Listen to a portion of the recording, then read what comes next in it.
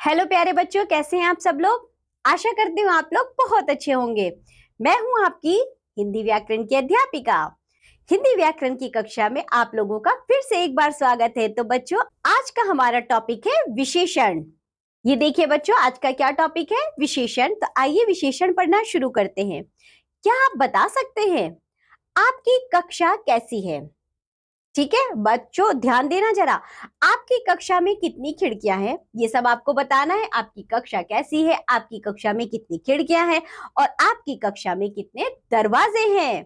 तो जल्दी जल्दी बताओ। तो बच्चों, आप लोग बताएंगे कि हमारी कक्षा कैसी है। तो इसमें आप क्या बताएंगे, जैसी भी आपकी कक्षा होगी आप बता देंगे, जिसमें कि आप बता सकते हैं कि हमारी कक्षा में 4 दीवारें हैं, इतनी खिड़कियां हैं, इतने पंखे लगे हैं, इतनी कुर्सी है, मेज है, इस कलर का पेंट हुआ है, मतलब सब कुछ। ठीक है, तो आप अपनी कक्षा के बारे में बताएंगे। इसके साथ जब मैंने पूछा आपकी कक्षा में कितनी खिड़कियां हैं, तो आप खिड़कियों को गिनकर बता देंगे। आपकी कक्षा में कितने दरवाजे हैं, तो आप दरवाजों को गिनकर बता देंगे। देखिए, इन सवालों से बच्चों अर्थ क्या निकलता है। कक्षा में पूछे गए इन प्रश्नों के उत्तर अक्सर हवादार, बड़ी या अच्छी मिल सकता है। तो यदि मैंने आपसे पूछा बच्चों आपकी कक्षा कैसी है, तो आप बता सकते हैं हमारी कक्षा हवादार है, हमारी कक्षा बहुत बड़ी है। इस प्रकार पहले प्रश्न का उत्तर हुआ। ठीक है, हमारी कक्षा हवादार है। हवादार, जहां पर बच्चों आपने इस शब्द यानी हवादार शब्द का प्रयोग किया है, तो यह हवादार जो शब्द है यही आपका विशेषण हो जाएगा, क्योंकि आप अपनी कक्षा की विशेषता बता रहे हैं। इसी तरह देखिए, इसी प्रकार दूसरे व तीसरे प्रश्न के उत्तर भी 2, 3 या 1 मिल सकते हैं। ये सभी प्रश्न 2 व 3 के खिड़कियों व दरवाजे के होने की विशेषता या संख्या होगी। देखिए किस तरह, यदि बच्चों मैंने आपसे पूछा आपकी कक्षा में कितनी खिड़कियां हैं, आप मुझे बताएंगे किसी की कक्षा में 3 होंगी, तो किसी की कक्षा में बच्चों 4 खिड़कियां होंगी। जो आप ये मुझे उत्तर देंगे, ये 3 या 4 जो आप इन शब्दों का प्रयोग करेंगे, ये बच्चों क्या कहलाएगा, ये विशेषण कहलाएगा।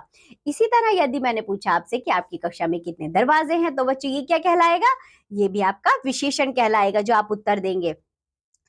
अब आगे देखो बच्चों, जो शब्द संज्ञा या सर्वनाम शब्दों की विशेषता बताते हैं वो विशेषण कहलाते हैं। क्या पढ़ा है बच्चों हमने, जो शब्द संज्ञा या सर्वनाम की विशेषता बताते हैं वे विशेषण कहलाते हैं। तो बच्चों इसमें तो हमने संज्ञा में पढ़ा था ना, संज्ञा क्या होती है, किसी वस्तु, व्यक्ति या स्थान का नाम। यानी कि आप ऐसे भी बोल सकते हैं, रीना बहुत बोलती है। तो बच्चों जो बहुत शब्द है ये उसकी विशेषता है। इसी तरह आप लिख सकते हैं, सुनंदा बहुत गोरी है। तो बच्चों जो गोरी शब्द है वह सुनंदा की विशेषता बता रहा है, तो जो गोरी शब्द है वह विशेषण कहलाएगा। इसी तरह बच्चों आप लिख सकते हैं, मनोज साहसी है। जो साहसी शब्द है वह विशेषण बता रहा है, यानी कि मनोज में क्या विशेषता है। तो बच्चों जो साहसी शब्द है वह विशेषता बता रहा है ना, तो इन शब्दों को हम विशेषण कहते हैं। ठीक है, तो इससे आपको क्या समझ में आया, जो शब्द संज्ञा या सर्वनाम की विशेषता बताते हैं उन्हें विशेषण कहा जाता है। आगे देखिए, दिए गए शब्दों की विशेषताएं मालूम कीजिए। जैसे कि एक शब्द है हमारे पास बच्चों बर्फ। ठीक है, अब बर्फ की विशेषता आपको बतानी है कि वह ठंडी है या चमकीली है।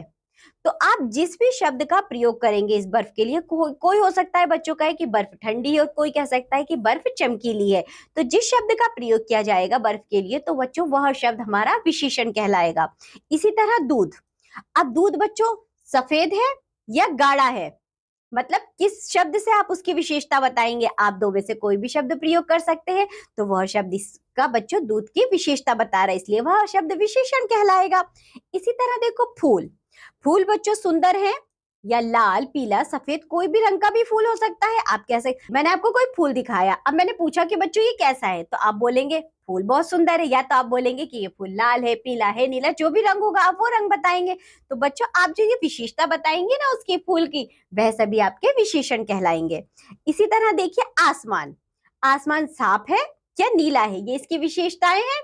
तो आपको समझ में आया विशेषण किसे कहते हैं, जिन शब्दों से यानी कि जिससे हमें किसी की विशेषता पता चलती है वह सभी शब्द हमारे विशेषण कहलाते हैं। इसी प्रकार किसी ना किसी शब्द की कोई ना कोई विशेषता होती है।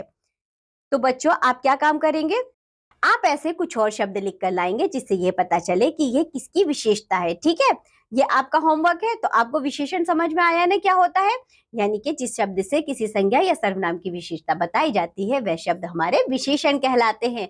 तो बच्चों आज के पाठ में इतना ही। आज जो भी पढ़ाया गया है आप लोग उसका अच्छे से अभ्यास करिए। अब हम मिलेंगे आपसे अगली कक्षा में, तब तक के लिए बाय बच्चों।